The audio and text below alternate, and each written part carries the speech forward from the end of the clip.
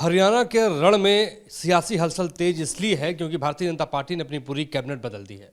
मेरे साथ कांग्रेस के दिग्गज नेता, राष्ट्रीय महासचिव और हरियाणा के प्रदेश अध्यक्ष, पूर्व केंद्रीय मंत्री भी आप रह चुकी हैं। किस रूप में, किस तरीके से पूरे परिवर्तन को आप देख रही हैं? परिवर्तन तो आना था, बहुत समय से आना था, बल्कि मैं कहूँ कि जिस दिन से ये सरकार बनी उसी दिन से आना था। लोगों को दिख रहा था कि भारतीय जनता पार्टी की जो सरकार है वो पहली बात तो 75 पार के बाद अल्पमत में आ गई, 40 पर आकर रुक गए। और उसके बाद कुछ इंडिपेंडेंट्स थे, एक और पार्टी थी जिसने जजपा, जिसने 10 MLA एकदम भानुमति का कुनबा जोड़ा, कुछ हमारे लोग थे, कुछ और, इन्होंने 10 सीटें जीती। तो जिस प्रकार से ये अपने स्वार्थ की राजनीति को लेकर इकट्ठा हुए, तो इस सरकार में सब लोग देख रहे थे कि ये चुनाव आने तक ये अलग अलग होंगे ही होंगे, ये दिख रहा था। एक और ये बात थी। दूसरी ओर ये था कि भारतीय जनता पार्टी लोगों का विश्वास खो बैठी है, ये इनको भी एहसास था। तो अब जब ये अलायंस भी टूटा और भारतीय जनता पार्टी ने कोशिश की कि किसी न किसी तरह नाराज़गी को ये रोकें, इनके अपने विधायक नाराज़ हो गए, लोग इनसे दूर जा चुके। राहुल जी की यात्रा का आपने देखा था, जब वो पद यात्रा की उन्होंने हरियाणा में, क्या रिस्पांस था। और उसके बाद अब जब वो ये अपनी यात्रा कर रहे हैं, न्याय यात्रा, तो लोगों में एक नई जागरूकता आई है, अलग अलग समुदायों में जागरूकता आई है। जो हमारा OBC है उसमें जागरूकता आई है, हमारा जो शोषित वर्ग है उसमें जागरूकता आई है, हमारा जो युवा वर्ग है उसमें जागरूकता आई है, बेरोज़गारी जैसे बढ़ रही है। बहुत सी बातें हैं ये राहुल जी ने की और हमने उनके संदेश को लोगों तक पहुंचाया। हमने हरियाणा में कांग्रेस की संदेश यात्रा निकाली और उसमें लोगों का जब रिस्पांस देखा तो इनको एहसास हो गया कि अब लोग इनसे दूर जा चुके। हम रात को 11-11 बजे तक पहुंचते, लोग भारी संख्या में इंतज़ार कर रहे होते। तो भारतीय जनता पार्टी सरकार को, इनको सबको ये एहसास हुआ कि हरियाणा में अब बदलाव आना ही आना है। तो इस तरह से ये घटनाक्रम हुआ और आप देख रहे हैं लोग इन्हें छोड़कर भी जा रहे हैं। अब ये सिर्फ सरकार को चंद महीने बचाने की कोशिश है, जहां एक और दूसरी ओर लोकसभा के लिए लोगों की आंखों में धूल झोंकने का प्रयास है कि हम बैकवर्ड को बना रहे हैं। क्या मैं पूछना आपसे चाह रहा हूँ कि गुजरात में भी भारतीय जनता पार्टी ने ये प्रयोग किया, पूरी कैबिनेट बदल दी। हरियाणा में भी वही प्रयोग वो कर रहे हैं। लोकसभा चुनाव बेहद समीप है, अगले हफ्ते आचार संहिता भी लागू हो जाएगी। कितना बड़ा असर देखती हैं हरियाणा के अंदर? गुजरात गुजरात है, हरियाणा हरियाणा है। हरियाणा के लोग बहुत जागरूक हैं राजनीतिक रूप से। आपने देखा हमेशा से एक एक घर में राजनीति समझते हैं, बैठते हैं, डिस्कस करते हैं। यहाँ से गांव की पंचायत से लेकर UNO सब चीज़ों के बारे में जागरूकता है हरियाणा के लोगों में।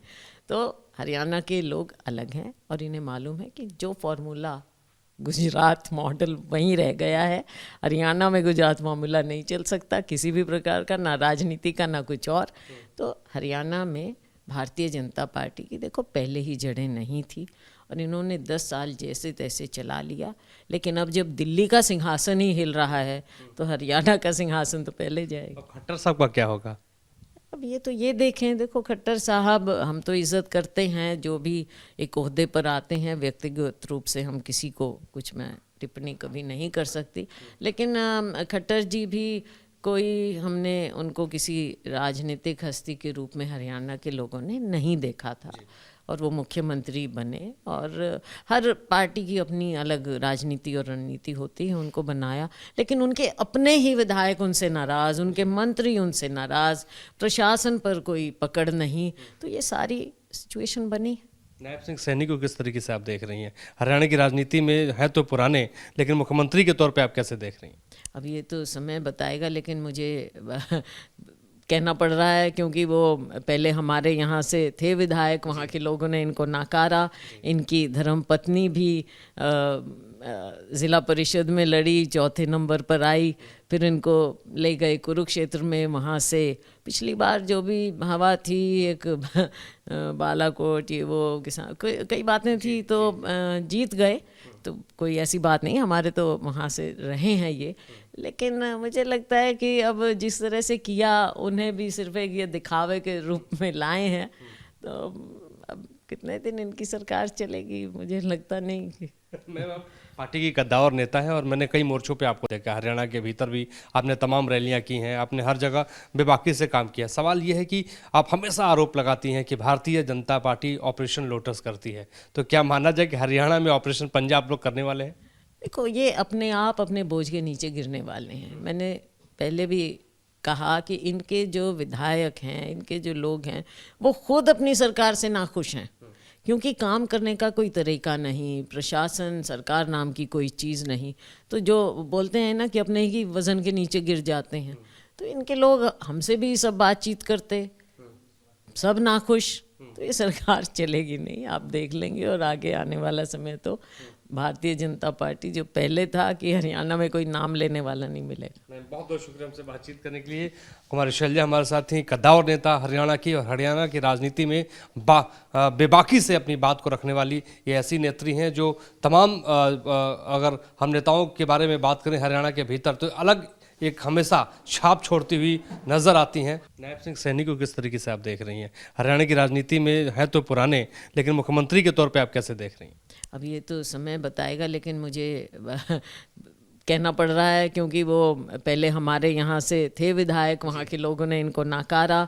इनकी धर्मपत्नी भी ज़िला परिषद में लड़ी, चौथे नंबर पर आई, फिर इनको ले गए कुरुक्षेत्र में, वहाँ से पिछली बार जो भी हवा थी, एक बालाकोट, ये वो किसान, कई बातें थी, तो जीत गए।